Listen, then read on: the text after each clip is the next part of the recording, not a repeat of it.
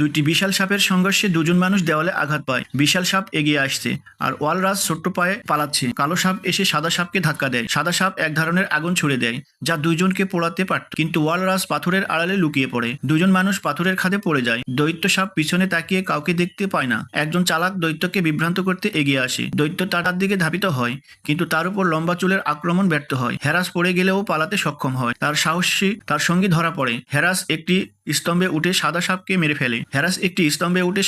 মেরে ফেলে। কালো সাপ তখন তাড়া করে, কিন্তু হঠাৎ এক সুন্দরী মেয়ে এসে তার সামনে দাঁড়ালে সাপটি তার প্রেমে পড়ে যায়। সে আসলে এক দেবতা এবং এই মেয়েটি তার বাধ্যতা। দেবতা হেরাস জানায় যে সে শ্বেতের শাসন শেষ করতে এসেছে। হেলাসকে পবিত্র আগুনে পৌঁছাতে হয়, কিন্তু সিপ্লিসে বাধা সমাধান করতে হয়। শেষে সঠিক উত্তর দিতে গিয়ে সে আগুনে পৌঁছায়, কিন্তু লোহার খাঁচায় আটকে পড়ে। সত্য প্রকাশ পায়। হেরাস রাজা হলেও তার প্রেমিকাকে ফিরিয়ে আনতে পারে না। শেষে বেগ তার প্রেমিকাকে ফিরিয়ে আনতে মৃত্যু অভিলাষকে ডাকে। প্রেমিকা ফিরে আসে, কিন্তু পালানোর সময় সে নিজেই শয়তানের হাতে ধরা পড়ে।